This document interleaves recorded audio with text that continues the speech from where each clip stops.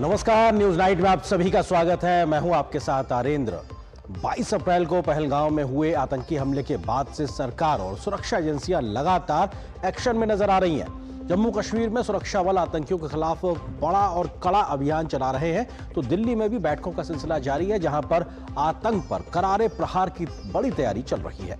क्या हुआ दिल्ली से लेकर कश्मीर तक, आज दिन भर दिखाएंगे खबर विस्तार से और चर्चा करेंगे इस बात पर कि जब पूरा देश एक आवाज में आतंक के खिलाफ खड़ा नजर आ रहा है, तो क्यों कुछ कांग्रेस के नेताओं के बोल बिगड़ रहे हैं। इसके अलावा भी दिखाएंगे देश दुनिया की हर जरूरी और महत्वपूर्ण खबर। शुरुआत हेडलाइंस के साथ।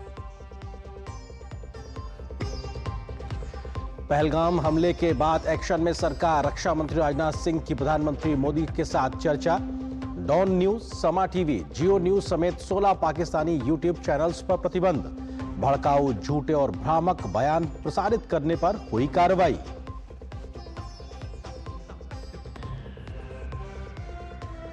देश की सुरक्षा की दिशा में एक और बड़ा कदम। फ्रांस के साथ 63,000 करोड़ में 26 राफेल मरीन लड़ाकू विमानों का सौदा। रक्षा मंत्री राजनाथ सिंह और फ्रांस के सशस्त्र बल मंत्री सेबेस्टियन लेकार्नू ने किए समझौते पर हस्ताक्षर।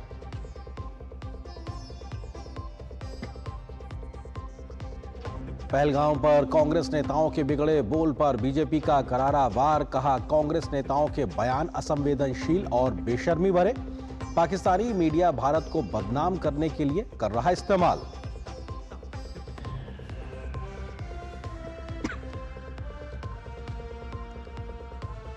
दिल्ली के बुजुर्गों को मिला तोहफा। दिल्ली सरकार ने शुरू की आयुष्मान भारत वय वंदना योजना।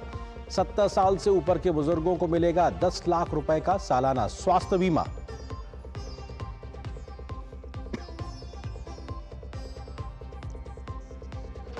राष्ट्रपति द्रौपदी मुर्मू ने दिए पद्म सम्मान। 2025 के पद्म सम्मानों के लिए चुने गए लोगों में से पहले चरण में तमाम विशिष्ट हस्तियों को मिले सम्मान। 4 को पद्म विभूषण, 10 को पद्म भूषण और 57 लोगों को मिला पद्मश्री।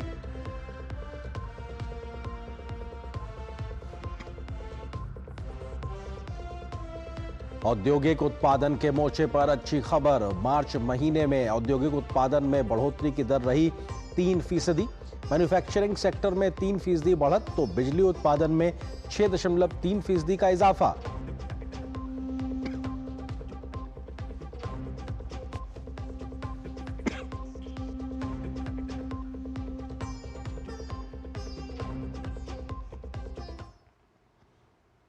खबरों पर डालते हैं विस्तार से नजर। 22 अप्रैल को हुए पहलगाम आतंकी हमले के बाद से पूरे जम्मू कश्मीर में सुरक्षा के कड़े इंतजाम किए गए हैं, तो सेना और सुरक्षा बल बड़ा सर्च ऑपरेशन भी चला रहे हैं। अभी तक कश्मीर में 10 आतंकियों के घरों को जमींदोज किया जा चुका है, तो करीब 200 लोगों के आसपास लोगों को हिरासत में लेकर उनसे पूछताछ भी की जा रही है। इधर दिल्ली में भी बड़ी बड़ी बैठकों का दौर जारी है। रक्षा मंत्री राजनाथ सिंह ने आज प्रधानमंत्री नरेंद्र मोदी से मुलाकात की, तो सुरक्षा के मामलों पर विस्तार से दोनों नेताओं के बीच बातचीत हुई। इससे पहले कल सीडीएस ने रक्षा मंत्री से मुलाकात की थी। पहलगाम आतंकी हमले के बाद से इन बैठकों के सिलसिले को खासा महत्वपूर्ण माना जा रहा है। की रणनीति तैयार, आतंकिस्तान पर होगा फाइनल प्रहार। भारत है तैयार, आतंक का होगा संहार। पहलगाम आतंकी हमले के बाद केंद्र सरकार पूरे एक्शन में है और एक के बाद एक तमाम बैठकों का दौर जारी है। इन बैठकों में सरकार आगे की रणनीति तैयार कर रही है। प्रधानमंत्री नरेंद्र मोदी और रक्षा मंत्री राजनाथ सिंह के बीच सोमवार को एक महत्वपूर्ण बैठक हुई। यह बैठक प्रधानमंत्री आवास 7 लोक कल्याण मार्ग पर हुई। पीएम मोदी और रक्षा मंत्री के बीच यह बैठक करीब 40 मिनटों तक चली। पीएम मोदी के पास जाने से पहले रक्षा मंत्री ने सोमवार को ही army chief general Upendra Dwivedi से रक्षा मंत्रालय में मुलाकात की थी। माना जा रहा है कि इस मुलाकात के दौरान राजनाथ सिंह ने सेना प्रमुख से सेना की तैयारियों, पहलगाम आतंकवादी हमले के बाद उठाए गए कदमों और सीमाओं की स्थिति की जानकारियां ली। गौरतलब है कि पाकिस्तान की सेना पिछले 4 दिनों से नियंत्रण रेखा की उस ओर गोलीबारी कर रही है। भारतीय सेना ने इसका मुंहतोड़ जवाब दिया है। गोलीबारी का यह सिलसिला पहलगाम में हुए आतंकी हमले के बाद शुरू हुआ। रविवार को भी चीफ ऑफ डिफेंस स्टाफ यानी सीडीएस जनरल अनिल चौहान और रक्षा मंत्री राजनाथ सिंह के बीच एक महत्वपूर्ण बैठक हुई थी। इन सब के बीच पहलगाम हमले की तेजी से जांच भी जारी है। एएनआई सूत्रों के अनुसार बैसरन घाटी में पर्यटकों के लिए वीडियो रील बनाने वाला एक वीडियोग्राफर अब जांच एजेंसी का गवाह बनकर सामने आया है। सूत्रों के अनुसार उसमें पूरी घटना की वीडियो रिकॉर्डिंग मौजूद है। घाटी में जिस समय हमला हुआ उस समय कितने मोबाइल नेटवर्क और सिम एक्टिवेट थे, उससे प्राथमिक जानकारी ये आई है कि आतंकवादी आपस में और अपने आकाओं के साथ सैटेलाइट फोन से संपर्क में थे। पहलगाम आतंकी हमले के बाद सोमवार को जम्मू कश्मीर विधानसभा का एक दिवसीय विशेष सत्र बुलाया गया। सोमवार को विधानसभा की कार्यवाही शुरू होने के बाद पहलगाम आतंकी हमले में मारे गए लोगों को श्रद्धांजलि दी गई। इस दौरान 2 मिनट का मौन रखा गया। प्रदेश के उप मुख्यमंत्री और एनसी नेता सुरेंद्र चौधरी ने पहलगाम आतंकी हमले की निंदा करते हुए एक प्रस्ताव पेश किया, जिसमें पहलगाम आतंकी हमले के बाद केंद्र सरकार द्वारा उठाए गए कदमों का पूर्ण समर्थन किया गया। प्रस्ताव में कहा गया, ये सदन 22 अप्रैल 2025 को पहलगाम में निर्दोष नागरिकों पर किए गए बर्बर और अमानवीय हमले पर गहरा दुख और पीड़ा व्यक्त करता है तथा इस जघन्य और कायराना कृत्य की स्पष्ट रूप से निंदा करता है। इस तरह के आतंकवादी कृत्य कश्मीरियत के चरित्र, हमारे संविधान में निहित मूल्यों तथा एकता, शांति और सद्भाव की भावना पर सीधा हमला है, जो लंबे समय से जम्मू और कश्मीर तथा हमारे राष्ट्र की विशेषता रही है। प्रस्ताव में आगे कहा गया कि यह सदन पीड़ितों और उनके परिवारों के साथ पूरी एकजुटता के साथ खड़ा है।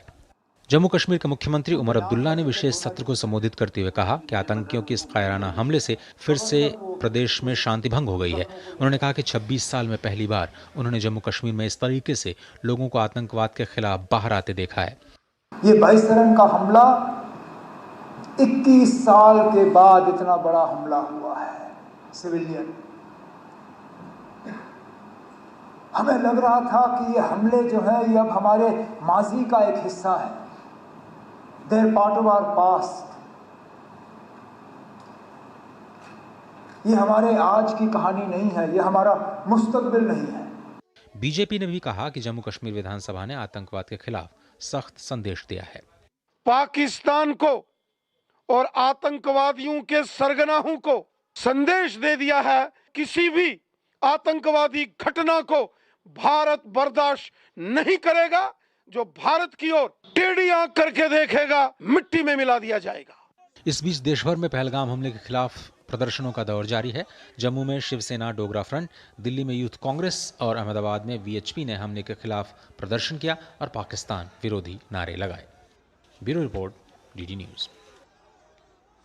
तो आतंकी हमले के बाद से भारत सरकार भी लगातार एक्शन में नजर आ रही है। सुरक्षा मामलों की कैबिनेट में जहां डिप्लोमेटिक स्ट्राइक के फैसले लिए गए थे, तो आज भारत सरकार ने पाकिस्तान का गलत एजेंडा चलाने वाले करीब 1.5 दर्जन यूट्यूब चैनल्स पर प्रतिबंध लगा दिया है। इन चैनल्स के माध्यम से पाकिस्तान अपनी हरकतों को जायज ठहराने का गलत एजेंडा चलाने की कोशिश कर रहा था, लेकिन अब भारत ने पाकिस्तान पर डिजिटल स्ट्राइक करके उसके एजेंडे के मंसूबों पर पानी फेर दिया है। भारत ने भ्रामक, भड़काऊ और गलत सूचनाएं देने वाले पाकिस्तानी यूट्यूब चैनलों पर बड़ी कार्रवाई की है। जम्मू कश्मीर में पहलगाम आतंकी हमले के बाद भारत, उसकी सेना और सुरक्षा एजेंसियों के खिलाफ भड़काऊ और सांप्रदायिक रूप से संवेदनशील सामग्री, झूठे और भ्रामक बयान और गलत सूचना प्रसारित करने के लिए 16 पाकिस्तानी यूट्यूब चैनलों पर प्रतिबंध लगा दिया है। इन पाकिस्तानी यूट्यूब चैनलों के कुल 63 मिलियन सब्सक्राइबर हैं। सरकार की नजर फेसबुक और इंस्टाग्राम पर भी है, जो भ्रामक खबर दे रहे हैं। ये प्रतिबंध गृह मंत्रालय की सिफारिश के बाद लगाया गया है और इसमें प्रमुख समाचार आउटलेट और पत्रकार शामिल हैं। प्रतिबंधित किए गए प्लेटफॉर्म में समाचार आउटलेट डॉन, समा टीवी, ARY न्यूज, बोल न्यूज, रफ्तार, जियो न्यूज और सुनो न्यूज के यूट्यूब चैनल शामिल हैं। पत्रकार इरशाद भट्टी, अस्मा शिराजी, उमर चीमा और मुनीफ फारूक के यूट्यूब चैनल भी प्रतिबंधित किए गए हैं। जिन अन्य हैंडल पर प्रतिबंध लगाया गया है उनमें द पाकिस्तान रेफरेंस, समा स्पोर्ट्स, उजैर क्रिकेट और रजी नमा शामिल है। तमाम दलों ने सरकार के इस फैसले का स्वागत किया है। पहली जो हमारी सरकारें थी, मोदी जी के आने से पहले, वो थोड़ी सी नाराजगी करती थी, फिर बातचीत शुरू हो जाती। इस बारी कोई टेरर के साथ कॉम्प्रोमाइज नहीं होगा। इस वक्त पाकिस्तान के यूट्यूब चैनल यहां पर चलें और वो अपना एजेंडा प्रचारित करें, ये तो बिल्कुल ठीक नहीं है। तो अगर उस पर बैन लगाया गया है तो ठीक है। ये भाई पाकिस्तान का एजेंडा सरकार हिंदुस्तान ने में क्यों चलना चाहिए? डिजिटल स्ट्राइक की है, क्योंकि जो गलत एजेंडा प्रसारित करने की जो पूरी कोशिश थी पाकिस्तान की, उस पर एक तरीके से नकेल लगाने की कोशिश की है। क्योंकि 16 या कहा जाए लगभग 1.5 दर्जन ऐसे यूट्यूब चैनल्स थे, जिसमें तमाम नामी गिरामी चैनल्स भी शामिल हैं, जो भारत में वो प्रयास कर रहे थे जहां पे पाकिस्तान अपना जो एक फेक नैरेटिव बनाने की कोशिश करता, उसको एक तरीके से डिजिटल स्ट्राइक के माध्यम से भारत ने धता बताया, उसको पानी फेर दिया। अगली खबर की ओर रुख करते हैं, क्योंकि हमारी रक्षा तैयारियों से जुड़ा हुआ है। भारत ने अपनी रक्षा तैयारियों को नई धार देने का बड़ा प्रयास किया है। नौसेना के लिए 26 राफेल समुद्री विमानों का सौदा किया गया है। भारत ने आज फ्रांस के साथ ये करार किया है। इस डील पर भारत 63,000 करोड़ रुपए खर्च कर रहा है। रक्षा सचिव राजेश कुमार सिंह की मौजूदगी थी जब ये तमाम इस पर हस्ताक्षर किए गए। इस समझौते में प्रशिक्षण, सिमुलेटर, हथियार, तमाम प्रकार की व्यवस्थाएं शामिल की गई हैं। इसमें भारतीय वायुसेना के मौजूदा राफेल बेड़े के लिए उपकरणों का अपग्रेड करना भी एक तरीके से शामिल है। इन विमानों के आने के बाद भारत की जो रक्षा पंक्ति है उसको और ज्यादा मजबूती मिलेगी। भारत ने अपनी रक्षा तैयारियों को धार देते हुए फ्रांस से 26 राफेल मरीन लड़ाकू विमानों को खरीदने का ऐतिहासिक समझौता किया है। गुरुवार को नई दिल्ली के नौसेना भवन में रक्षा मंत्री राजनाथ सिंह और फ्रांस के सशस्त्र बल मंत्री सेबेस्टियन लेकार्नो ने एक अंतर सरकारी समझौते पर हस्ताक्षर किए। भारतीय नौसेना के लिए 26 राफेल समुद्री विमानों में से 22 सिंगल सीटर और 4 ट्विन सीटर हैं। रक्षा सचिव राजेश कुमार सिंह की मौजूदगी में हस्ताक्षरित इस समझौते में प्रशिक्षण, सिम्युलेटर, संबद्ध उपकरण, हथियार और प्रदर्शन आधारित रसद शामिल हैं। इसमें भारतीय वायुसेना के मौजूदा राफेल बेड़े के लिए उपकरणों को अपग्रेड करने का भी प्रावधान है। भारत के आत्मनिर्भर विजन के अनुरूप ये सौदा महत्वपूर्ण प्रौद्योगिकी हस्तांतरण लेकर आया है। भारत स्वदेशी हथियारों को एकीकृत करेगा और राफेल के अलग अलग हिस्सों के लिए उत्पादन सुविधाएं स्थापित करेगा। साथ ही इंजन, सेंसर और हथियारों के लिए रखरखाव, मरम्मत और ओवरहॉल इकाइयां भी स्थापित करेगा।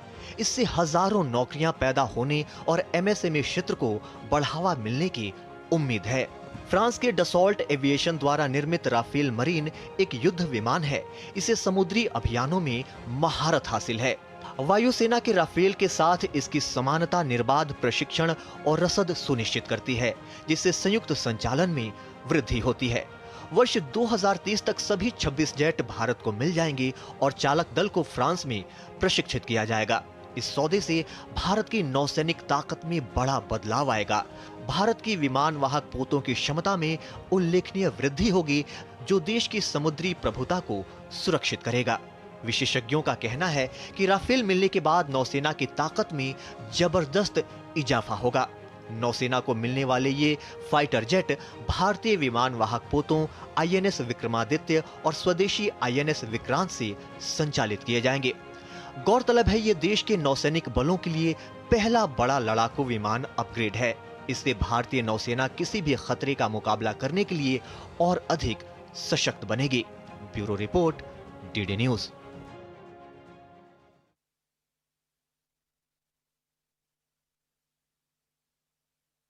हमला जो हुआ उस पर कांग्रेस नेताओं का पाकिस्तान प्रेम नजर क्यों आ रहा है, क्या कुछ है पूरी खबर, इस पे होगी विस्तार से नजर छोटे से ब्रेक के बाद।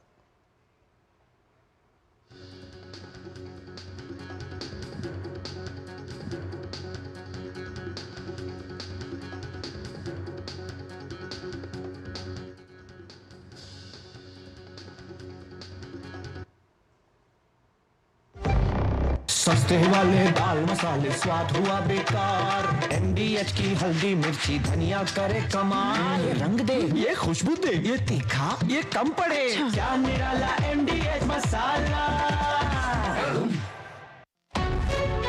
विभाग अनेक, कंप्लेंट बॉक्स 1। किसी भी सरकारी दफ्तर, विभाग या बैंक से जुड़ी शिकायत के लिए pgportal.gov.in पर जाएं, रजिस्टर करें, संबंधित विभाग चुनें, शिकायत दर्ज करें और ट्रैकिंग आईडी नोट करें। SMS या ईमेल पर एक्नॉलेजमेंट पाएं और शिकायत का जवाब सीधे मंत्रालय से प्राप्त करें। अब तक 1 करोड़ 12 लाख से अधिक भारतीयों ने भरोसा जताया। CP ग्राम्स, आपकी हर शिकायत का हल। अभी शिकायत दर्ज करें pgportal.gov.in।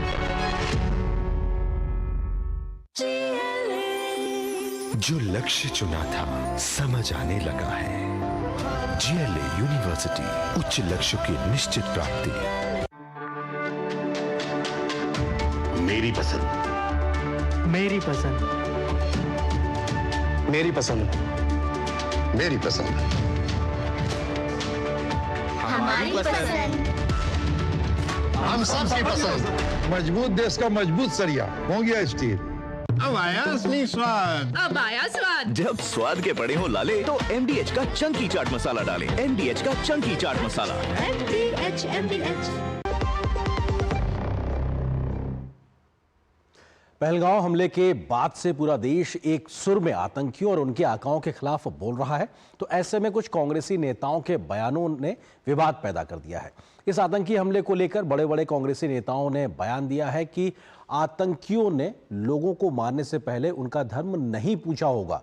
तो कोई कांग्रेसी नेता यह बात भी कह रहा है कि हमें पाकिस्तान के साथ युद्ध नहीं, शांति करनी चाहिए। 140 करोड़ भारतीयों की भावनाओं को आहत करने वाले पहलगांव हमले के बाद कांग्रेस नेताओं के बयान से पूरे देश में रोष है, तो बीजेपी ने भी कांग्रेस को जमकर घेरा है। आतंक पर कांग्रेस नेताओं के बयान, मचा सियासी घमासान। जब पहलगांव पर देश एकजुट, तो अपने नेताओं के बयान से कांग्रेस है बैकफुट। पहलगाम हमले पर देश भर में गुस्सा है। देश इस मसले पर एकजुट है। कांग्रेस समेत सभी दलों ने इस मसले पर सरकार के रुख के समर्थन का ऐलान किया, लेकिन कांग्रेस के ही कुछ नेताओं के बयान इस समय पाकिस्तान को मदद पहुंचा रहे हैं। चाहे कर्नाटक के मुख्यमंत्री सिद्धारमैया हो, कर्नाटक के कांग्रेस के मंत्री RV तिम्मापुर हो, कांग्रेस के सीनियर लीडर VK हरिप्रसाद हो, मणिशंकर अय्यर हो, या फिर महाराष्ट्र के कांग्रेसी विधायक विजय वडेट्टीवार, ये सब अपने अपने बयानों से पाकिस्तान का पक्ष ले रहे हैं। आपको सुनाते हैं विजय वटेट्टीवार का वो बयान। बात क्या करते हैं तो उन्होंने हिंदू का पूछ कर मारा। अरे कोई टेररिस्ट को पूछने तक समय होता है क्या? उनके कान में जाके नजदीक जाके पूछेगा। ये सब जो बातें हैं बहुत सारे इसमें कंट्रोवर्शियल, कोई बोलता है ऐसा हुआ ही नहीं, कोई बोलते ऐसा हुआ है। ये प्लान करके मत करो। इस्लामी आतंकियों का पक्ष लेने में वे अकेले नहीं हैं। कांग्रेस के कई नेता पाकिस्तान आतंकवादियों के प्रति हमदर्दी जता चुके हैं। पाकिस्तानी मीडिया में वाहवाही पाने वाले कांग्रेसी नेताओं में कर्नाटक के आबकारी मंत्री RV तिम्मापुर भी शामिल हैं। तिम्मापुर ने यह जोर देकर कहा कि उन्हें नहीं लगता कि आतंकियों ने लोगों पर गोली चलाने से पहले धर्म पूछा होगा। इसके पहले कर्नाटक के मुख्यमंत्री सिद्धारमैया ने कहा कि पाकिस्तान के खिलाफ युद्ध छेड़ने की कोई जरूरत नहीं है। उन्होंने कहा कि कड़े सुरक्षा उपाय तुरंत किए जाने चाहिए। हम युद्ध छेड़ने के पक्ष में नहीं है, शांति होनी चाहिए। जाहिर है कांग्रेस नेताओं के इस बयान पर बीजेपी हमलावर है। कुछ लोग सरकार का विरोध करते करते देश का विरोध करने लगे हैं। जिन्होंने निर्दोषों का खून बहाया है उसके लिए जिम्मेदार हैं। जो कांग्रेस के नेतागण यहाँ बोलते हैं, सरहद के पार पाकिस्तानी टेलीविजन चैनल और उनके जर्नल्स इसका उपयोग करते हैं। पाकिस्तानी जो है हमारे लोगों का हत्या करते हैं और उनकी आरती उतारनी चाहिए। मैं विद्यार्थी परिषद का कार्य करता हूं और एक ही नारा है, कश्मीर है पुकारती, पुकारती है भारती, खून से तिलक करो, गोलियों से आरती। कोई दूसरा ऑल्टरनेट नहीं। सिद्धारमैया देशभक्त है कि देशद्रोही, ये पता करना चाहिए लोगों। हालांकि विवाद बढ़ने के बाद विजय वडेट्टीवार पलट गए और उन्होंने कहा कि आतंकियों ने पर्यटकों को धर्म पूछकर इसलिए मारा ताकि भारत में दो धर्मों के बीच विवाद पैदा हो और भारत को नुकसान पहुंचे। इस बीच कांग्रेस ने कहा है कि कांग्रेस के कुछ नेता मीडिया से चर्चा कर रहे हैं। वे केवल अपनी व्यक्तिगत राय रखते हैं। वे भारतीय राष्ट्रीय कांग्रेस के विचारों का प्रतिनिधित्व नहीं करते। हालांकि बीजेपी ने कांग्रेस पर निशाना साधा है। Rahul Gandhi all party meeting में आकर बोलते हैं कि आतंकवाद के खिलाफ कार्रवाई कीजिए, हम सरकार के साथ है, पाकिस्तान पर जो कार्रवाई करनी है कीजिए। और दूसरी ओर राहुल गांधी के ही इशारे पर उनके सबसे खास नेता या तो पाकिस्तान को क्लीन चिट देते हैं या तो हिंदू पीड़ितों का मखौल और मजाक उड़ाते हैं। हमने ये कहा कि इस संवेदनशील समय में हमें एक होना, एकजुटता की जरूरत है, एक सामूहिक संकल्प की जरूरत है। ये बात सही है, कुछ यहाँ वहाँ कुछ कांग्रेस नेता बोल रहे हैं, ये उनकी निजी राय है, ये कांग्रेस पार्टी की राय नहीं है। पहलगाम में हुए आतंकवादी हमले के बाद वैश्विक समुदाय भारत के समर्थन में खड़ा है। पाकिस्तान के खिलाफ पूरी दुनिया भारत के साथ है। ऐसे समय में देश के भीतर से इस तरह के बयान पर सवाल उठना लाजमी है। Bureau report, TT news. तो आतंक के खिलाफ पूरा देश एकजुट है, लेकिन कुछ कांग्रेसी नेता इस प्रकार के विवादित बयान दे रहे हैं जो अपने आप में न सिर्फ हमारी इस पूरी मुहिम को कमतर करते हैं बल्कि पाकिस्तान को समर्थन देते नजर आते हैं। क्या कुछ ऐसे बड़े बयान हैं जिसकी वजह से एक तरीके से हमारी पूरी मुहिम डीरे होती नजर आती है? विजय वडेट्टीवार कांग्रेस के विधायक हैं, महाराष्ट्र से बड़े कांग्रेस के नेता है। वो सीधे तौर पे कहते हैं आतंकियों के पास इतना समय कहां होता है कि वह मारने के जाने से पहले कान में जाकर पूछे कि तुम हिंदू हो या मुस्लिम। यानी कि जिन लोगों ने अपनों को खोया है उनके बयान, जो पीड़ित परिवार हैं जिन्होंने कहा कि उनको उनसे धर्म उनका पूछा गया, उनके बयान को धता बताते हुए जो कि महाराष्ट्र में कोसों दूर बैठे हुए थे, वो खुद कहते हैं कि साहब ऐसा कुछ नहीं हुआ था। यानी सवाल खड़े कर रहे हैं कि साहब ये राजनीति एक तरीके से दिखाता है। इसी तरीके से रॉबर्ट वाड्रा जो कि प्रियंका गांधी के पति हैं, वो अपने बीते समय ये घटना हुई उसके बाद इंटरव्यू में बयान देते हो कहते हैं कि देश में अल्पसंख्यक असुरक्षित महसूस कर रहे हैं, इसलिए ऐसी घटना हो रही है। तो घटना होते ही एक तरीके से बयान देना शुरू कर देते हैं और ये कहीं ना कहीं दिखाता है कि सियासी राजनीति, तुष्टीकरण की राजनीति को लेकर।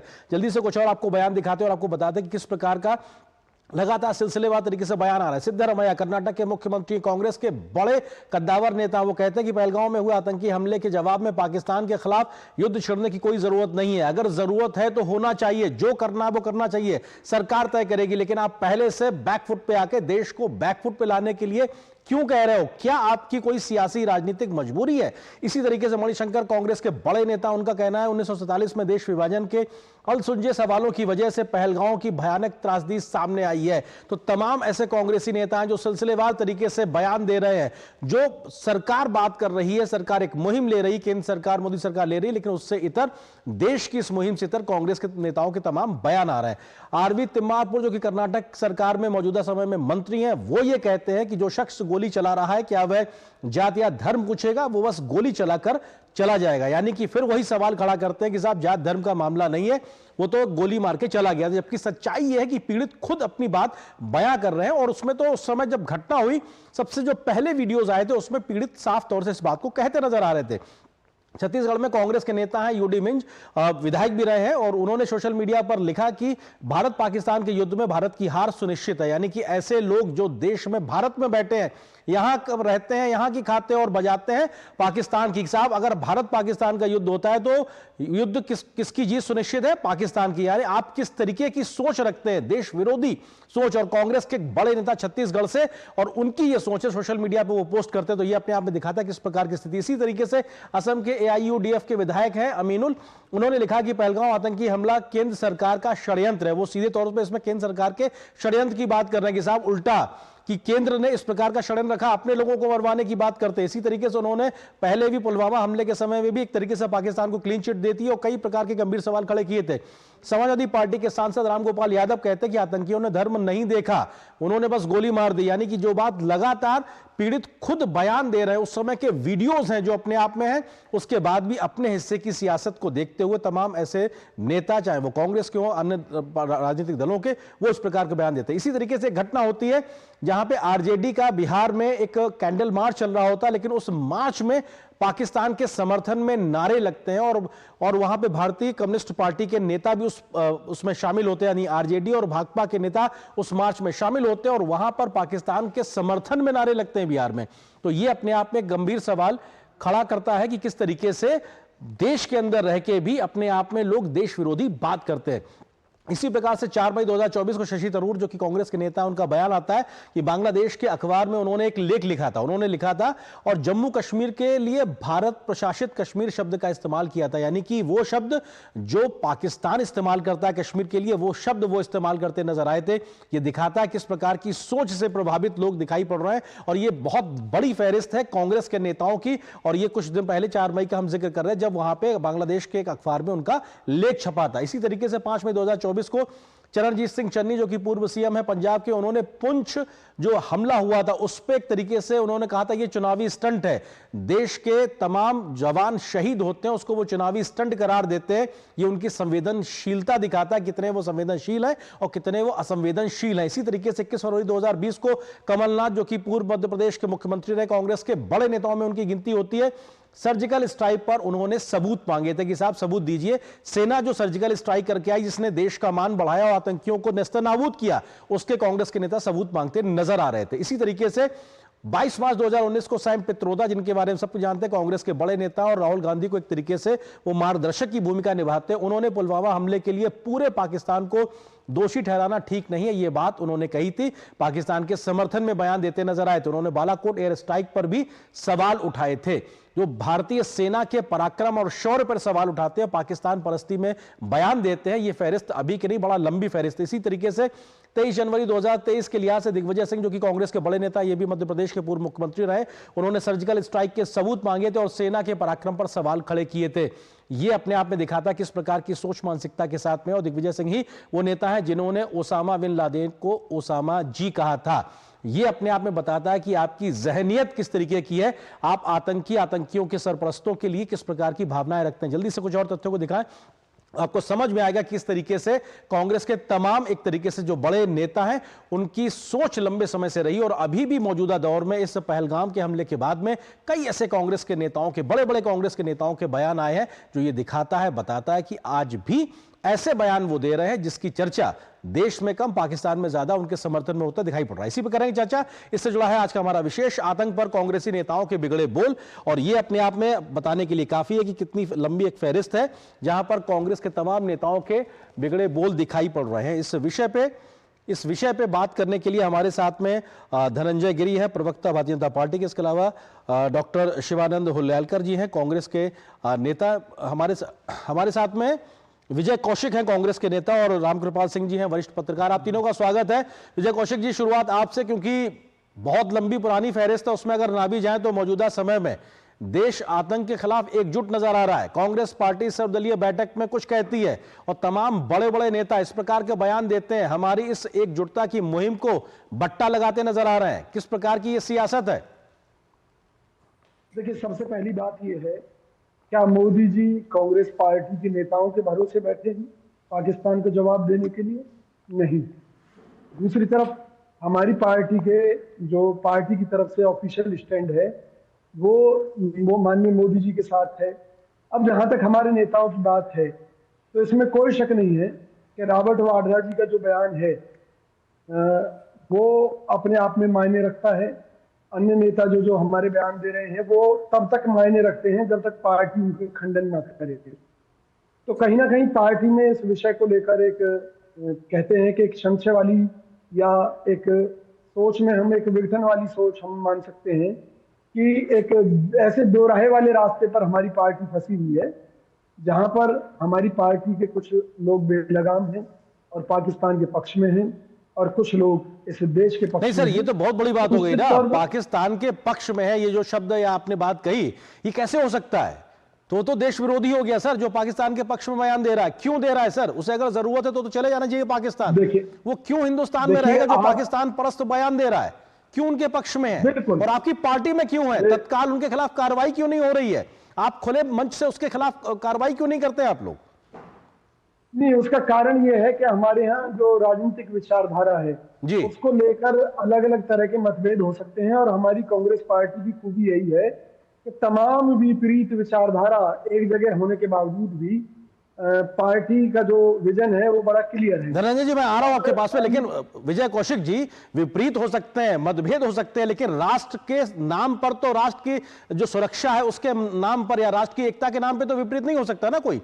आपके राजनीतिक हित अलग हो सकते हैं, किसी राज्य में किसी के अलग विचार हो सकता है, लेकिन देश एकजुट है, उसकी एकता अखंडता के लिए कैसे अलग हो सकता है?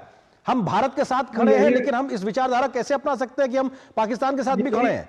ऐसे व्यक्ति की कांग्रेस के अंदर जरूरत क्या है या देश के अंदर जरूरत क्या है सर? यही बात हमने पार्टी के अंदर रखी है कि ऐसे लोगों पर कार्रवाई हो। अब ये पार्टी नेतृत्व को तय करना है कि वो ऐसे लोगों के खिलाफ कार्रवाई करती है नहीं करती। सबसे बड़ी बात यह है कि देश से बढ़कर तो कुछ हो नहीं सकता। जब हम देश की बात करते हैं और उस परिस्थिति में अगर हमारे पार्टी के कुछ नेता पाकिस्तान के प्रति प्रेम जाहिर करते हैं तो हमें कार्रवाई करनी चाहिए। ठीक है, लेकिन विजय जी, ये पहला मौका नहीं है ना। अगर आपने कहा कि अगर कहा गया है, उस फोरम पे रखा गया है, कितने सालों पुराने ऐसे बयान है, दिग्विजय सिंह जी का बयान नजर आता है, सैम पित्रोदा का बयान नजर आता है, कमलनाथ जी का बयान, कितने ऐसे नाम है, मणिशंकर अय्यर के बयान नजर आते हैं कि इतने पहले जो काम किए, लोगों ने बयान दिए, ऐसी बातें कही जो हमारे देश की एकता अखंडता पे सवाल कर रहे हैं। क्या कार्रवाई की गई? कुछ नहीं की गई सर। आज भी वो कांग्रेस के नेता हैं। तो इसलिए तो हम सत्ता से बाहर हैं। आप एक चीज समझ लीजिए ना। नहीं, आप नहीं, कर्नाटक में तो आपकी सत्ता है सर। वहां के मुख्यमंत्री क्या बयान दे रहे हैं सर? नहीं, लेकिन सिद्धारमैया जी ने अपने बयान का खंडन खुद कर दिया है। मुद्दा वो नहीं है। मुद्दा ये है कि रॉबर्ट वाड्रा जी का जो बयान है वो बहुत महत्वपूर्ण बयान था, उसको लेकर और अन्य बयानों को लेकर पार्टी में जो कार्रवाई होनी चाहिए थी। यहां तक की स्थिति यह है कि हमारी पार्टी के बहुत से नेता पाकिस्तान मुर्दाबाद नहीं बोल रहे। इसका फायदा भाजपा को मिल रहा है। आज देखिए, देश से बढ़कर कुछ नहीं है। और आज देश में एक मुहिम तो होनी चाहिए ये कि अगर चाइना हमारे खिलाफ पाकिस्तान को हथियार दे रहा है, ठीक है। तो धनंजय गिरी जी वो कह रहे हैं कि साहब बहुत से नेता हैं कांग्रेस के जिनके खिलाफ पार्टी को कार्रवाई करनी चाहिए, वो नहीं हो रही हो, शायद इसीलिए आप लोग उसका फायदा मिलता नजर आ रहा है। धनंजय जी। अरेंदु जी, अगर राष्ट्र की बात आती है तो हम फायदा नुकसान नहीं देखते हैं। हम स्वयं को होम करते हैं। राष्ट्र की संविधा जल रही है, उसमें हम स्वयं को होम करने के लिए तैयार हैं। और आपने मल्ल युद्ध सुना हुआ, ये जल युद्ध है। पाकिस्तान की आंखों में पानी नहीं बचा है, उसको नापाक इरादे को हम लोगों ने कुचलने का मन बना लिया है। नरेंद्र मोदी के मजबूत नेतृत्व में हम आगे बढ़ रहे हैं। और मैं आपका प्रोग्राम देख रहा था, कांग्रेस की कलई खोल के रखती। कांग्रेस की कलई जिस तरह से आपने खोली, और मैं उससे भी बड़ी बात कह रहा हूं कि कांग्रेस के प्रवक्ता ने जब स्वीकार कर लिया कि पाकिस्तान परस्त लोग भी कांग्रेस पार्टी में, इन्होंने ऑन कैमरा ऑन रिकॉर्ड ही स्वीकार किया, अब कुछ बचा नहीं है। सच बात, इसके बाद कुछ नहीं बचा। सच बात है। इस परिस्थिति के बाद कि जब ये एक्सेप्ट कर रहे हैं, अब कर्नाटक के मुख्यमंत्री सिद्धारमैया हो, रॉबर्ट वाड्रा हो, मणिशंकर अय्यर हो, या कर्नाटक सरकार का आबकारी मंत्री आरबी टिमापुर हो, सैफुद्दीन सोज हो, कांग्रेस के विधायक विजय बेट्टीवार हो, ये इतनी लंबी श्रृंखला कैसे हो सकती है? ये संजोग तो नहीं हो सकता, ये प्रयोग है। दूसरा वो कह रहे हैं कि हमारा ऑफिशियल स्टैंडर्ड नहीं है, स्टैंड ये है, यानी कि आप डबल स्टैंडर्ड है। एक ऑफिशियल स्टैंड है, एक अनऑफिशियल स्टैंड है। अनऑफिशियल स्टैंड पाकिस्तान में आपके नेताओं के वीडियो चल रहे हैं। इस देश की जनता कैसे माफ करेगी आपको? किस आधार पर माफ करेगी? आप देखिए, अभी इंडिया अलायंस का स्थिति देखिए। पटना में महागठबंधन की रैली में पाकिस्तान जिंदाबाद के नारे लग गए। आखिर पाकिस्तान की हैसियत नहीं है, वक़्त नहीं है, कुवत नहीं है, औकात नहीं है, लेकिन वो जानता है कि कुल्हाड़ी में लकड़ी के हिस्से हैं, इसलिए जंगल के कटने के किस्से हैं। वो जानता है कि भारत शौर्य से नहीं हारा है, लेकिन जयचंद मीर जाफरों और इस तरह के लोगों की एक श्रृंखला है। वही कांग्रेस पार्टी के नेता उसका मुजाहिरा कर रहे हैं, उसका प्रदर्शन कर रहे हैं। और पाकिस्तान परस्तों को परिवार परस्त, ये पाकिस्तान परस्त, और जब खुद ऑन रिकॉर्ड एक्सेप्ट कर रहे हैं कांग्रेस के नेता। लेकिन धनंजय जी जैसा पड़ा ना समाज जी, लेकिन कांग्रेस के बड़े नेता इस बात को भी तो कह रहे हैं कि साहब अगर कुछ नेता ऐसा बयान दे रहे हैं तो वो कांग्रेस की ऑफिशियल लाइन नहीं है। ऑफिशियल लाइन वो है जो ऑल पार्टी मीटिंग के बाद में राहुल गांधी ने कहा था कि सरकार के साथ है, या फिर मल्लिकार्जुन खड़गे ने कहा था कांग्रेस सरकार के साथ है। वो कह रहे साहब ऐसा हो रहा है, अगर होने दीजिए। कहने का मतलब देखिए, दो बातें स्पष्ट है कि आप जानबूझकर ऐसे लोगों को, तत्वों को छोड़े हुए हैं कि अपीजमेंट की बात करें, तुष्टीकरण की बात करें, पाकिस्तान में आपके वीडियो चले, आप सहलाना चाहते हैं, डबल स्टैंडर्ड की राजनीति करना चाहते हैं। एक तरफ आप दिखावे के लिए कि इस मुल्क की जनता आपको माफ नहीं करेगी, आप अच्छे से जानते हैं। धर्म के नाम पर आपने देश को बांटा और दीमक की तरह चाटा है, वो सारी चीजें सामने है। दूसरे तरफ आप अपने एक वोट बैंक बनाने के लिए, अब इस देश का जब मुसलमान खड़ा है, भाई इस देश के मुसलमान खड़े, इस्लामिक राष्ट्र खड़े हैं, ईरान खड़ा है आपके साथ सऊदी अरबिया खड़ा है, अफगानिस्तान खड़ा है, शिया और सुन्नी दोनों फिरके आपके साथ आ चुके हैं। भाई इस कश्मीर में पहली बार कश्मीर खड़ा है सर, पूरा देश खड़ा है, और दुनिया के तमाम मुल्क खड़े हैं जो कभी पाकिस्तान छाती पीटता था कि साहब हमारे साथ हैं। उसके बाद कांग्रेस के नेताओं की ये बयान अपने आप में बेहद शर्मनाक है। मैं आता हूं सर आपके पास, रामकृपाल जी वरिष्ठ पत्रकार हमारे साथ मौजूद। रामकृपाल जी, क्या ये सुविधाजनक राजनीति का एक और मुजाहिरा है कि जहां पे कुछ नेताओं के बयानों को, साहब ये उनके व्यक्तिगत है, हो जाने दीजिए, क्योंकि हमने बहुत लंबी फहरिस्त देखी ऐसे बयानों की, खासतौर से यूपीए सरकार के समय एक बयान दिया या दिलवाया जाता था, उसके बाद कहा जाता था साहब उनकी निजी राय है, इसका पार्टी से कोई लेना देना नहीं। लेकिन आप अपने वोट बैंक को टारगेटेड तरीके से वो मैसेज भी देने की कोशिश कर रहे हैं। वही स्थिति आज भी दिखाई पड़ रही। कांग्रेस खड़ी कहां है और कहां खड़ा होना है? रामकृपाल जी। जी आर्यन जी बिल्कुल सही कह रहे हैं। वैसे मैं विजय कौशिक जी को इस बात की बधाई देता हूं कि उन्होंने बिल्कुल, चाहे वो एक पीड़ा में कहा हो, लेकिन सच बोला है उन्होंने आज। और देखिए, मैं तो बहुत पहले से ही कहता रहा कि कांग्रेस आज जिस स्थिति में पहुंची है उसके लिए कोई बाहर का जिम्मेदार नहीं है। कांग्रेस के इसी तरह के नेता जो आज अपना असली चरित्र दिखा रहे हैं, जी। ये इसको जाहिर सी बात है कि अपने भविष्य में वो शायद जिस तरह के बयान आ रहे हैं, अगर कोई ये सोचता है कि इतने बड़े देश में उनके बयान को कोई सराहेगा, तो मैं समझता हूं कि बहुत मुगालते में है, या जिसको कहते हैं कि अपने पैर पे कुल्हाड़ी मारना ठीक है। लेकिन एक चीज इसमें होती है, जैसे आज जयराम रमेश ने कह दिया कि राहुल जी और खड़गे जी ने सर्वदलीय बैठक में जो कहा था वही हमारी ऑफिशियल लाइन है, बाकी सब ऐसे ही है। जी। तो जैसा विजय कौशिक जी कह रहे थे, तो क्या जो आपकी ऑफिशियल लाइन का आज लोग उल्लंघन कर रहे हैं, क्या उन्हें आप पार्टी से निकालेंगे? अगर आप पार्टी से निकालेंगे तब तो माना जाए कि जो आपने ऑफिशियल लाइन ली थी वो ईमानदार लाइन थी। नहीं तो ये होता है कि जैसे होता है ना कि द्वैतवाद, आपकी ऑफिशियल लाइन है, एक अनऑफिशियल लाइन है जी, ताकि दोनों खुले रहें। जब जिसका इस्तेमाल कर सके वोट के लिए वो बेहतर होगा, सुविधा की राजनीति। एक और देखिए, मैं इसलिए कह रहा हूं कि ए.के. एंटनी ने जब कांग्रेस की पराजय पर जो एक जांच रिपोर्ट तैयार की थी और उसका कारण बताया था कि कांग्रेस पार्टी बहुत मुस्लिम परस्त दिखाई पड़ रही, इसलिए यहाँ का जो मेजॉरिटी वो है हमसे धीरे धीरे अलग होता जा रहा है।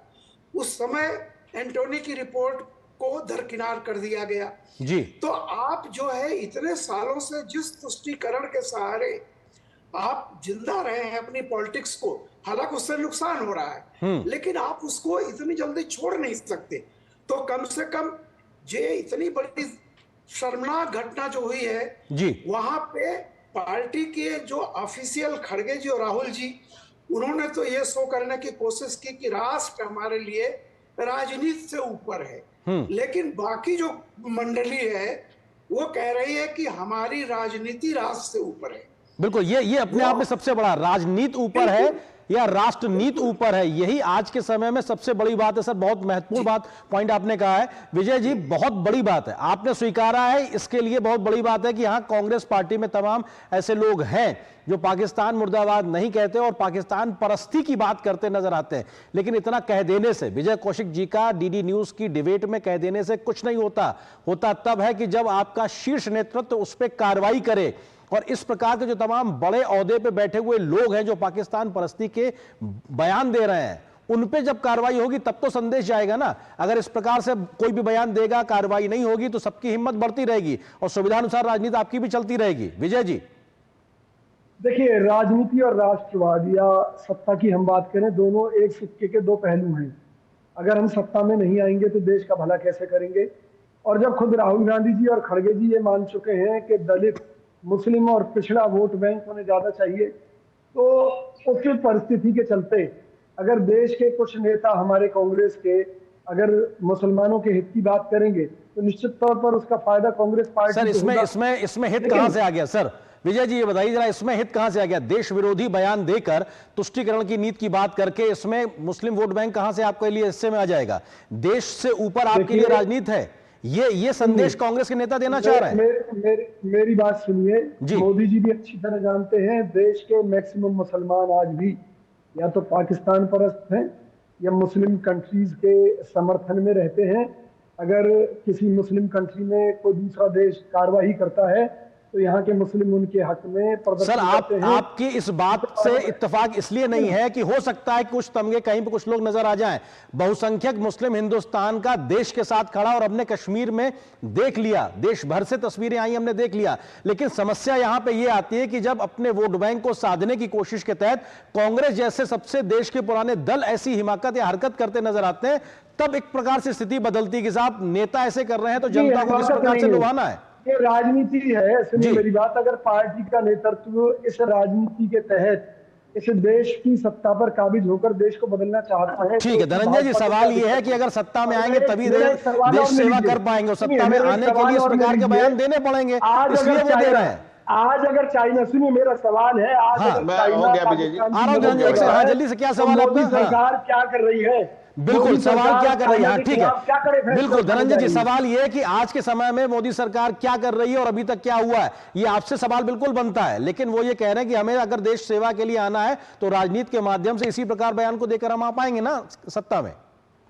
आरिंदो जी, सबसे पहले मैं कांग्रेस प्रवक्ता की इस बात का पुरजोर खंडन करता हूं कि इस मुल्क का मुसलमान मुल्क के साथ नहीं है। बिल्कुल, मैं ये डीडी न्यूज़ कहता ने हूं भी कि इसको खंडन किया, आप भी खंडन गीत करें, गाया ठीक बात जाता है आरिंदो जी, पूर्वांचल में गीत गाया जाता है कि खुनवा के होली खेल लें, भूल गए ईद के, 64 के क्रांति नामे वीर अब्दुल हमीद के।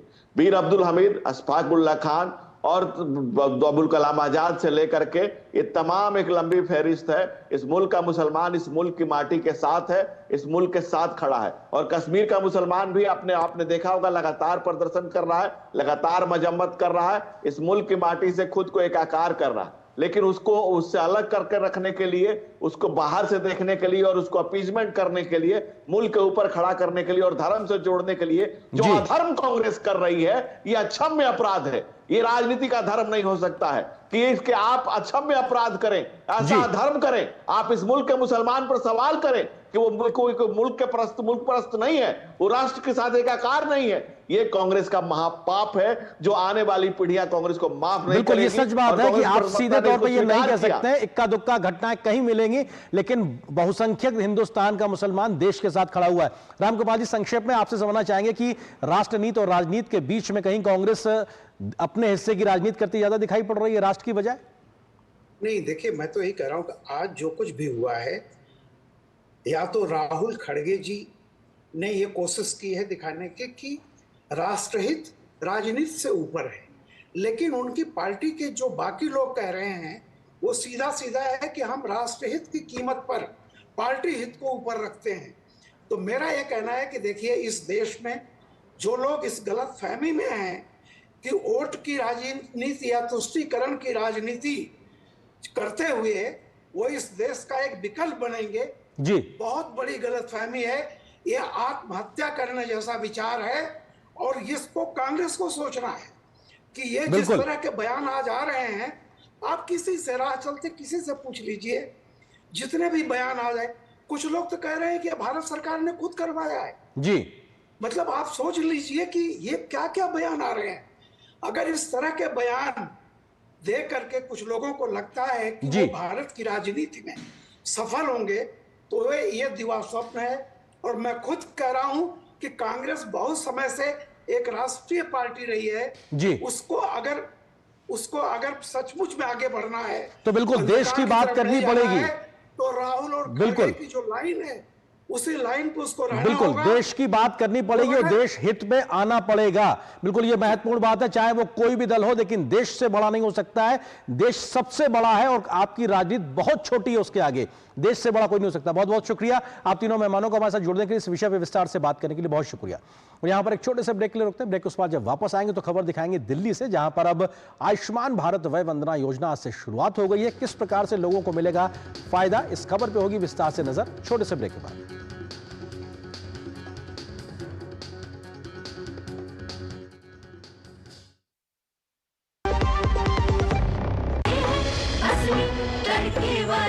ये तो बड़ी समझदार, बड़ी होशियार। वही टेस्ट का असली taste MDH ginger garlic paste. क्या हो गया भाई? भैया आपसे सीखकर म्यूचुअल फंड्स में SIP शुरू की थी, लेकिन कभी कभी अपडेट्स देखकर मेरा मन भटकने लगता है। सुन, ये लिफ्ट जब ऊपर नीचे जाती है तो तू निकल जाता है। नहीं भैया, यही तो सही मंजिल तक ले जाती है। तो बस म्यूचुअल फंड्स का भी यही है, डटे रहेगा तो तू भी अपने सपनों के पास पहुंच सकता है। हाँ बिल्कुल आपकी तरह। सही है। म्यूचुअल फंड निवेश बाजार जोखिमों के अधीन है। योजना से जुड़े सभी दस्तावेजों को ध्यान से पढ़ें। जो लक्ष्य चुना था समझ आने लगा है। GLA यूनिवर्सिटी, उच्च लक्ष्य की निश्चित प्राप्ति। जब धरती चीर कर निकलता है लोहे का पत्थर और मिलता है मोंगिया के जोश से, फिर तपता है, पिघलता है और बनता है फौलाद। अब होता है सरिया सारी खूबियों के साथ। मोंगिया स्टील, मजबूत देश का मजबूत सरिया। शादी का किचन मैं के जहां, गोल्डी किचन किंग मसाले हो वहां। गोल्डी लाई है फ्रेश लॉक टेक्नोलॉजी जो रखे मसालों को हर समय फ्रेश। और ब्रेक के बाद न्यूज नाइट में आप सभी का एक बार फिर से स्वागत है। खबरों में आगे बढ़ें उससे पहले नजर डालते हैं अभी तक बुलेटिन में किन बड़ी खबरों पे हमने नजर डाली है। पहलगांव पर बैठकों का दौर जारी है, इस खबर से हमने आपको रूबरू कराया। इसके अलावा 26 राफेल मरीन लड़ाकू विमानों का भारत का फ्रांस के साथ सौदा हुआ है, कैसे देश की रक्षा पंक्ति को मजबूती मिलेगी, इस खबर पर विस्तार से हमने नजर डाली। इसके अलावा पहलगांव पर कांग्रेस नेताओं के जो बिगड़े बोल हैं उससे देश में सियासत तो बढ़ी है, साथ ही साथ देश की आतंक के खिलाफ जो पूरी एकजुट मुहिम है उसको भी इस प्रकार के विवादित बोल से धक्का लगा। इन तमाम खबरों को से हमने आपको रूबरू कराया। अब आगे बढ़ते हैं और अगली खबर लेते हैं दिल्ली से जुड़ी हुई। दिल्ली में आयुष्मान भारत वय वंदना योजना का शुभारंभ आज से हो गया है। देश में आयुष्मान योजना लागू होने के बाद भी दिल्ली में उस वक्त की केजरीवाल सरकार ने इसे लागू नहीं होने दिया था, लेकिन बीजेपी ने चुनाव के समय अपना चुनावी जो वायदा किया था उसे पूरा करते हुए दिल्ली में इसे अब शुरू कर दिया है। 70 साल और उससे ऊपर की उम्र के सभी लोगों को इसका फायदा मिलेगा, जिसके तहत 10 लाख रुपए तक का स्वास्थ्य बीमा का लाभ आम दिल्ली वासी को मिलता नजर आएगा। दिल्ली में प्रगति और खुशहाली के नए युग की शुरुआत हुई है। सोमवार से दिल्ली के रहने वाले 70 साल से अधिक उम्र के लोगों को सालाना 10 लाख रुपए तक का स्वास्थ्य बीमा मिलने लगा है। दिल्ली के त्यागराज स्टेडियम में दिल्ली की मुख्यमंत्री रेखा गुप्ता ने 20 से अधिक बुजुर्गों को प्रधानमंत्री वय वंदना कार्ड वितरित किए। इस कार्ड के जरिए लाभार्थी सालाना 10 लाख रुपए तक के कैशलेस इलाज की सुविधा ले सकेंगे। आपका मन करे कोई ऐसी बीमारी है कि आपको अपना इलाज जाके मुंबई कराना है, हैदराबाद कराना है, उत्तर प्रदेश कराना है, जहां भी कराना है वो अस्पताल यदि उस सूची में रजिस्टर्ड है तो आप जा करके वहां इलाज कर सकते हैं। और ये पॉलिसी कैशलेस है, आपको कुछ भी पहले जमा नहीं कराना, आपको इलाज दिया जाएगा और उसका पेमेंट सरकार स्वयं करेगी। और ये जो योजना आपने जिसकी शुरुआत हो रही है, मैं समझता हूं ये सिर्फ भारत में नहीं विश्व भर में ये एक मॉडल के रूप में इट विल बी साइटेड। जैसे ही बुजुर्गों को प्रधानमंत्री वय वंदना कार्ड मिला, उनके चेहरे पर खुशी का ठिकाना नहीं रहा। बुजुर्ग इस बात को लेकर निश्चिंत थे कि अब इलाज के लिए किसी का मुंह नहीं देखना पड़ेगा। अब लाभार्थी योजना से जुड़े दिल्ली के सरकारी और निजी अस्पताल में बेफिक्र इलाज करा सकेंगे। कार्ड पाने वाले सभी लाभार्थियों ने प्रधानमंत्री नरेंद्र मोदी का धन्यवाद किया। अरे मुफ्ती होगा, जब कार्ड मिला तो होगा। अब तो कार्ड मिल गया मुझे और फ्री में इलाज होगा। मोदी जी को धन्यवाद कहें और क्या। मोदी जी ने बहुत कुछ किया, बहुत अच्छा किया, क्योंकि जो गरीब लोगों के धक्का खाते थे हॉस्पिटल में कहीं भी हो ना, अब तो आराम से जाएंगे लाएंगे जहाँ मर्जी काट सकते हैं। मोदी जी की बहुत बहुत मेहरबानी, बहुत रात में सोनी है। इससे तो बढ़कर कोई भी चीज नहीं। जनता को सब तरह से सुखी रखने वाला प्रधानमंत्री जो पहली बार भारत को मिला। हम लोगों के सेफ हो गए, उम्र बढ़ गई। सोमवार को 100 से ज्यादा बुजुर्गों का प्रधानमंत्री वय वंदना कार्ड बन गया। दिल्ली के 100 से ज्यादा अस्पताल आयुष्मान भारत योजना से जुड़ गए हैं। दिल्ली के बुजुर्ग आयुष्मान भारत योजना से जुड़े देश के 30,000 अस्पतालों में इलाज की सुविधा ले सकेंगे। आयुष्मान कार्ड बनाने के लिए दिल्ली का नागरिक होना और आधार कार्ड होना जरूरी होगा। कोई भी लाभार्थी आयुष्मान ऐप के जरिए भी आयुष्मान कार्ड बनवा सकता है। Nitendra Singh, DD news, Delhi. और यहाँ पर एक छोटे से ब्रेक के लिए रुकेंगे। ब्रेक उस पर जब वापस आएंगे तो खबर आपको दिखाएंगे कि आज पद्म सम्मान से किन विभूतियों को किया गया सम्मानित। पूरी खबर ब्रेक के बाद।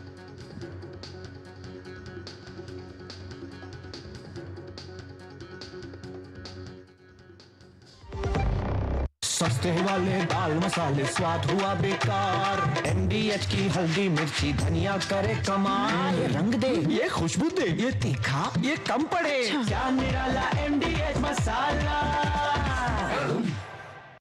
यार मार्केट कैसा ऊपर नीचे होता है। सनसेट से पहले म्यूचुअल फंड के मैदान से निकलने का टाइम आ गया है। अच्छा एक बात बता, तू इंडियन टीम का फैन कब से? 96 से सेमीज तक पहुंचे थे यार, फिर हार गए। तो क्रिकेट देखना बंद कर दिया? अरे नहीं ऐसे कैसे, team India forever bro. Exactly, career, investment और लाइफ में ऊपर नीचे होता रहता है यार। वो तो है, बस भाई डटे रहे, तभी तो अपने सपने पूरे कर सकता है। लाइफ और म्यूचुअल फंड्स में लॉन्ग टर्म सोचना सही है। सही है। म्यूचुअल फंड निवेश बाजार जोखिमों के अधीन है। योजना से जुड़े सभी दस्तावेजों को ध्यान से पढ़ें। विभाग अनेक कंप्लेंट बॉक्स 1। किसी भी सरकारी दफ्तर, विभाग या बैंक से जुड़ी शिकायत के लिए pgportal.gov.in पर जाएं, रजिस्टर करें, संबंधित विभाग चुनें, शिकायत दर्ज करें और ट्रैकिंग आईडी नोट करें। एसएमएस या ईमेल पर एक्नॉलेजमेंट पाएं और शिकायत का जवाब सीधे मंत्रालय से प्राप्त करें। अब तक 1 करोड़ 12 लाख से अधिक भारतीयों ने भरोसा जताया। सीपी ग्राम्स, आपकी हर शिकायत का हल। अभी शिकायत दर्ज करें pgportal.gov.in।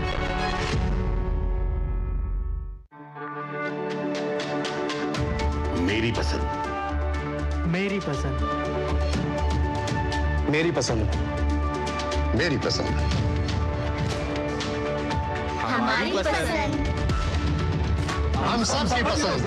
मजबूत देश का मजबूत सरिया मोंगिया स्टील। जो लक्ष्य चुना था समझ आने लगा है। जीएलए यूनिवर्सिटी, उच्च लक्ष्य की निश्चित प्राप्ति। आज राष्ट्रपति भवन में पद्म पुरस्कार वितरण समारोह का आयोजन किया गया। इस बार पद्म पुरस्कारों का वितरण 2 चरणों में किया जा रहा है। इसी कड़ी में आज 71 विभूतियों को राष्ट्रपति द्रौपदी मुर्मू ने पद्म पुरस्कारों से सम्मानित किया। आज 4 विभूतियों को पद्म विभूषण सम्मान से नवाजा गया। इसमें साहित्य एवं शिक्षा के क्षेत्र में MT वासुदेवन नायर को मरणोपरांत, मेडिसिन के क्षेत्र में डॉक्टर D नागेश्वर रेड्डी, कला के क्षेत्र में L सुब्रमण्यम और व्यापार एवं उद्योग के क्षेत्र में ओसामू सुजुकी को मरणोपरांत पद्म विभूषण से सम्मानित किया गया। सुशील मोदी को मरणोपरांत पद्म भूषण सम्मान से सम्मानित किया गया। इसके अलावा कला जगत से शेखर कपूर, अजीत कुमार, शिक्षा एवं साहित्य क्षेत्र से A सूर्य प्रकाश सहित कुल 10 लोगों को पद्म भूषण सम्मान से सम्मानित किया गया। कला जगत में डॉक्टर श्याम बिहारी अग्रवाल, क्रिकेट खिलाड़ी और R अश्विन सहित कुल 57 विभूतियों को पद्मश्री पुरस्कार से सम्मानित किया गया। इस साल 139 व्यक्तियों को चयन पद्म पुरस्कारों के लिए किया गया है, जिनमें 71 पद्म विभूषण, 19 पद्म भूषण और 113 पद्मश्री शामिल हैं। 13 व्यक्तियों को मरणोपरांत पद्म पुरस्कार से सम्मानित किया जा रहा है।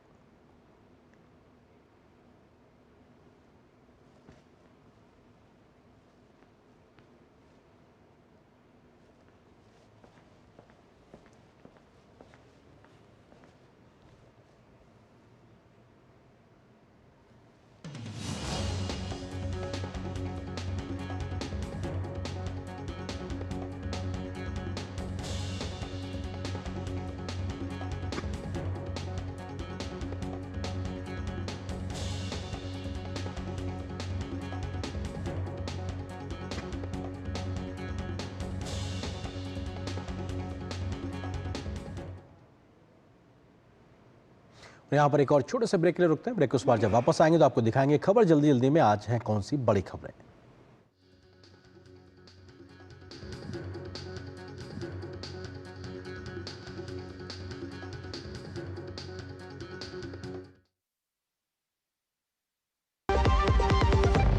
आपके घर के खाने में रेस्टोरेंट जैसा स्वाद ले आए MDH का शाही पनीर मसाला। पनीर को क्या मस्त बना डाला।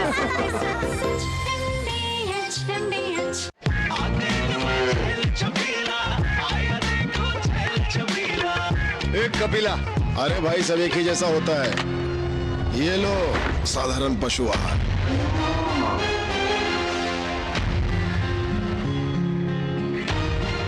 इस देश की हर माँ, बच्चे, बूढ़े, जवान, खिलाड़ी, डॉक्टर, इंजीनियर, सबको गाय भैंस की दूध की शक्ति पर भरोसा है। पर जब इन पशुओं को कपिला पशु आहार मिलेगा, तभी तो दूध सिर्फ ज्यादा ही नहीं, शक्ति से भरपूर भी होगा। और ये सच जानते हुए चंद पैसों के लिए तुम देश का भरोसा तोड़ दो। कपिला पशु आहार, देश का नंबर 1 पशु आहार। अबे दे दूंगा पैसे यार, चिल।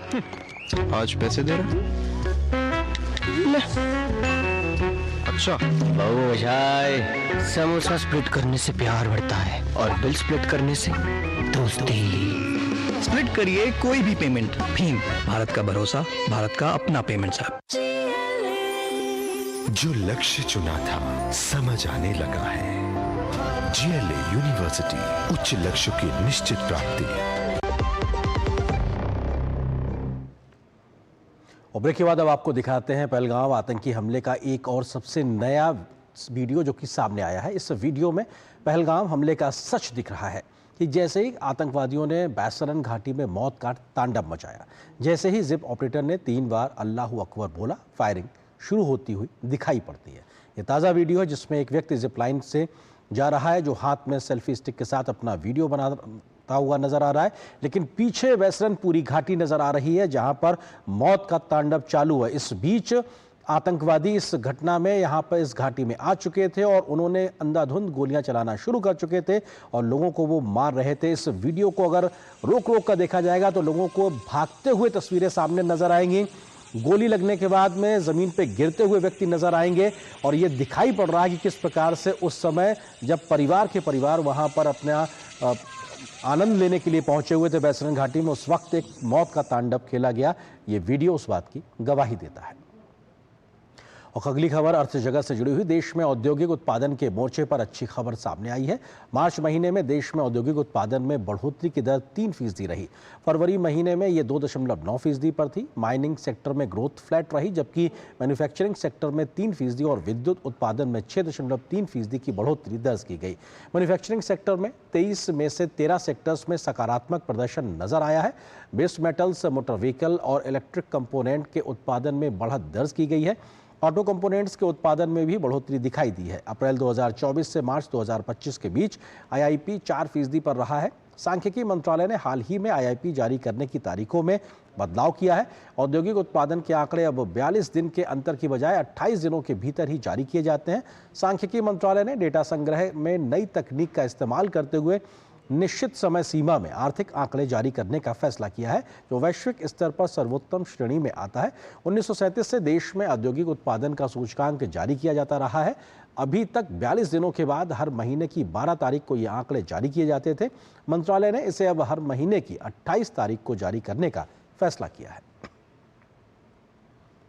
और न्यूज नाइट के अंत में आपको छोड़ जाते कुछ और राष्ट्रीय महत्व की खबरों के साथ फटाफट अंदाज में आप देखिए इन खबरों को। मुझे दीजिए अनुमति। नमस्कार।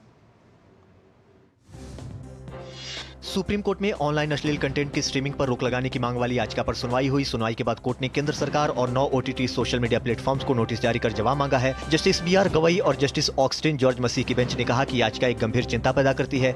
केंद्र को इस पर कुछ कदम उठाने की जरूरत है।